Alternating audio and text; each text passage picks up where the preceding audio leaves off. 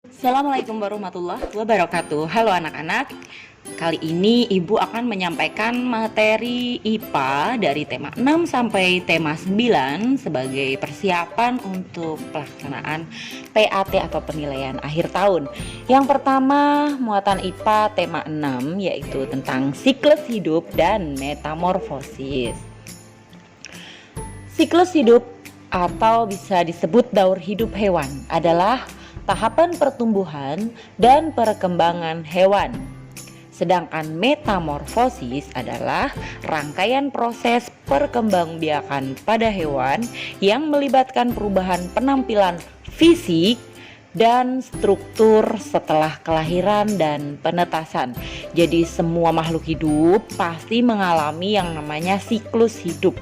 Dari dia kecil, dewasa hingga meninggal atau mati kalau hewan. Nah, sedangkan metamorfosis itu dalam daur hidupnya itu terjadi adanya perubahan penampilan fisik atau struktur. Jadi ada perubahan-perubahan di setiap tahap pertumbuhannya, itu disebut metamorfosis. Nah, siklus hidup atau daur hidup dibedakan menjadi dua, yaitu mengalami metamorfosis dan tidak mengalami metamorfosis. Metamorfosis, perubahan hewan secara bertahap ya setelah kelahiran atau penetasan. Sedangkan tidak mengalami metamorfosis yaitu tidak mengalami perubahan bentuk dalam siklus hidupnya.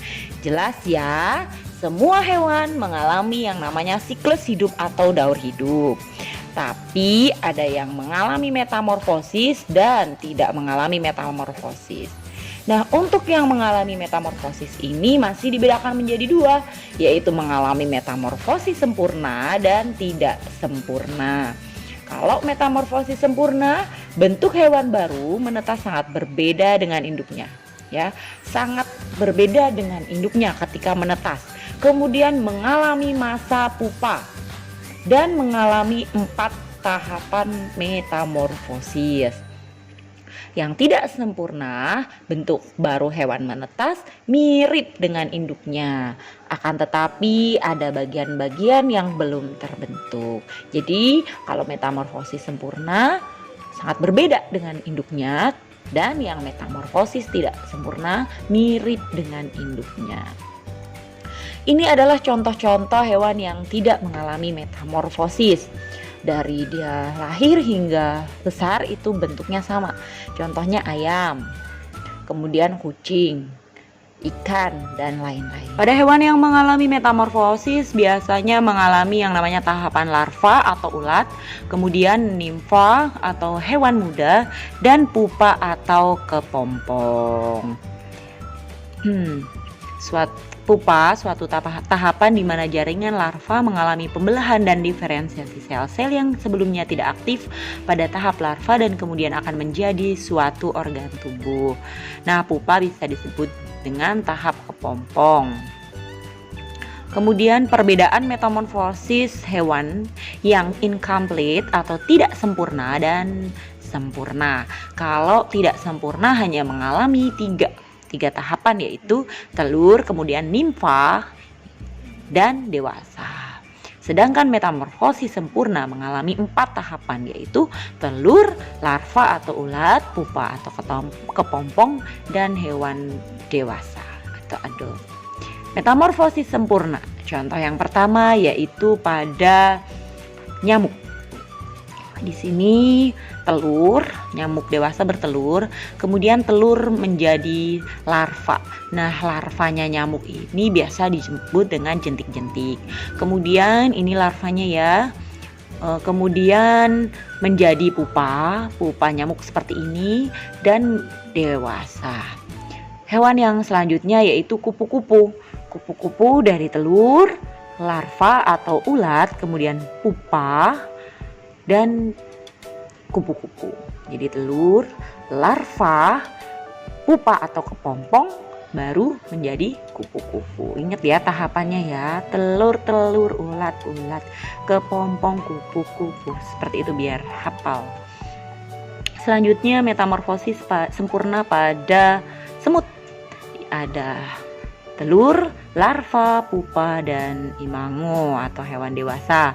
Pada lebah, contohnya ini ya gambarnya, telur, larva, pupa, lebah dewasa sama.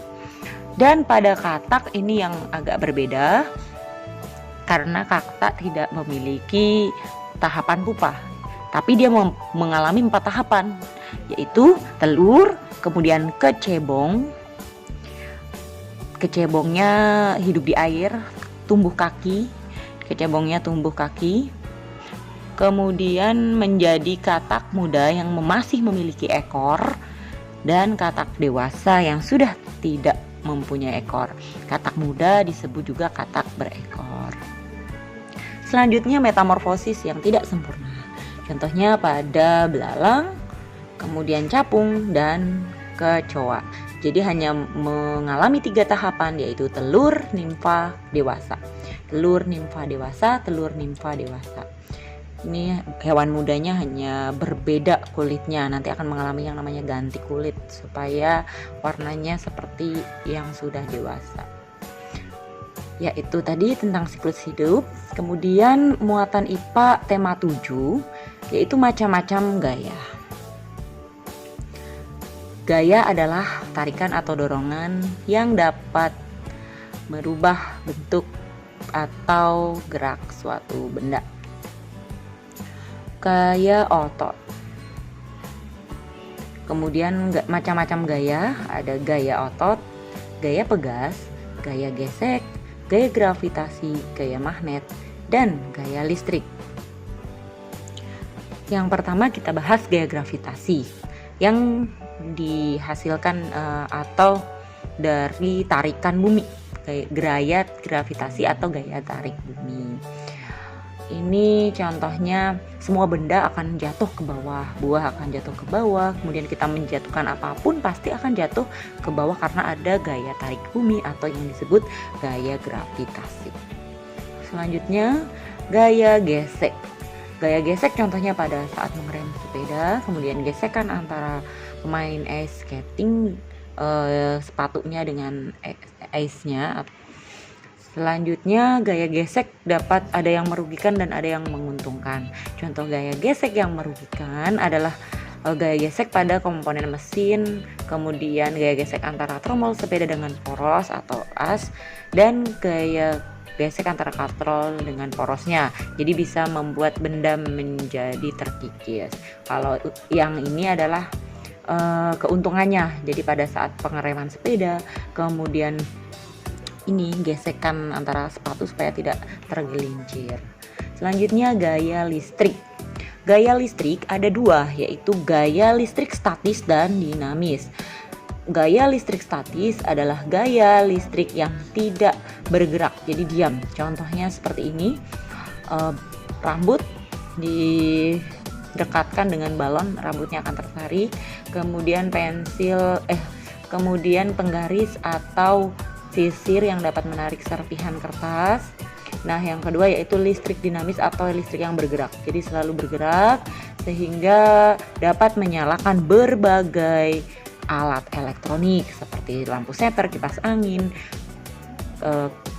setrika, kemudian kulkas. Ini merupakan hasil dari listrik dinamis.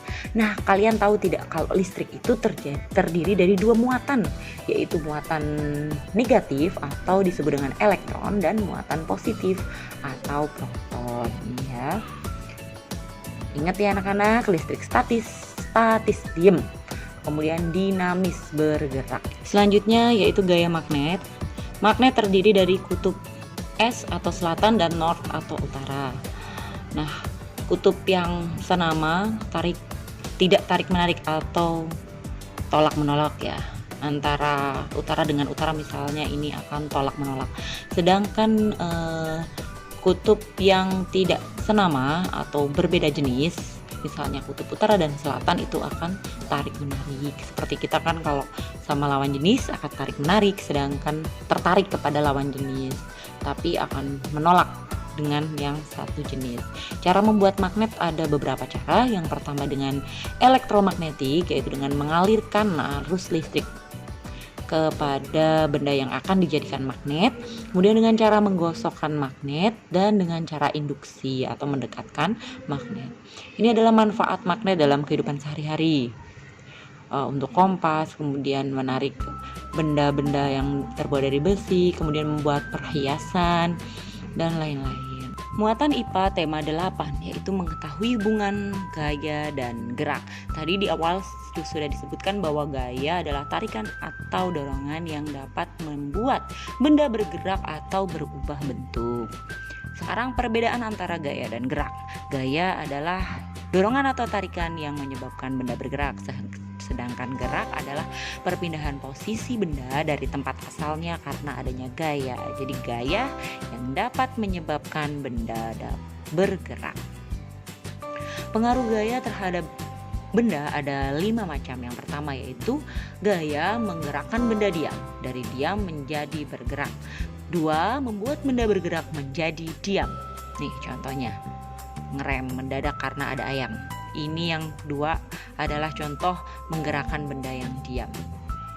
Kemudian mengubah kecepatan gerak benda, mengubah arah gerak benda, dan mengubah bentuk benda. Contohnya ini dari lilin mainan dibentuk buah-buahan dan semacamnya.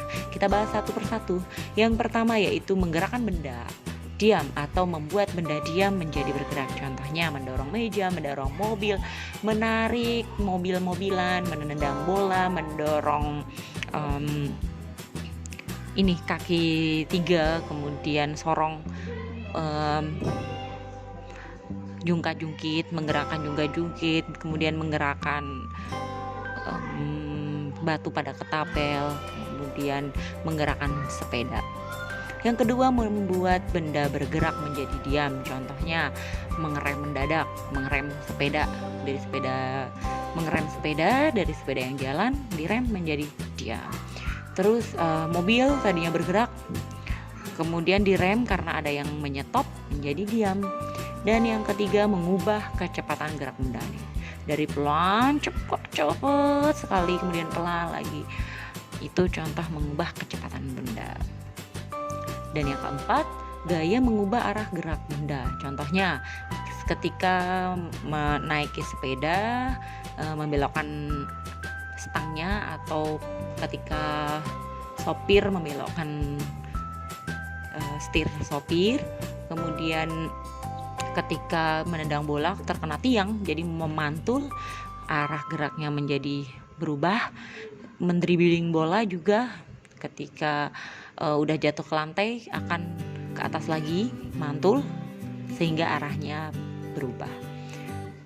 Dan yang terakhir, gaya mengubah bentuk benda. Contohnya membuat gerabah, ini yang aslinya, membuat gerabah, kemudian membuat berbagai macam benda dari lilin mainan atau plastisin. Kemudian ketika mobil tabrakan, ringsek, jadi terkena benturan gaya yang sangat keras, menjadikan berubah bentuk. Kemudian pandai besi membuat berbagai macam ini pisau, kemudian pedang dan lain-lain. Ini juga merubah bentuk benda. Nah, yang terakhir yaitu muatan IPA tema 9 tentang energi alternatif. Nah, kenapa sih harus ada energi alternatif? Itu ternyata karena adanya sumber energi yang tidak dapat diperbarui, sehingga membutuhkan energi pengganti atau energi alternatif untuk menggantikan sumber daya alam yang tidak dapat diperbarui. Ini contoh sumber energi yang tidak dapat diperbarui. Sumber daya alam yang berbentuk energi yang tidak dapat diperbarui, contohnya adalah minyak bumi dan batu bara, gas alam, dan hasil tambang lainnya. Jika digunakan terus-terus akan habis, karena untuk memperolehnya dibutuhkan waktu ratusan atau jutaan tahun. Kemudian sumber energi yang dapat diperbarui, contohnya air, matahari, hewan, dan tumbuhan. Nah, inilah nanti sumber energi seperti air, matahari, hewan, dan tumbuhan ini yang akan dijadikan sebagai energi alternatif untuk menggantikan sumber energi yang tidak dapat diperbaharui. Kita bahas satu persatu. Yang pertama yaitu energi matahari adalah sumber energi terbesar di bumi. Matahari ini manfaatnya banyak sekali bagi seluruh makhluk hidup.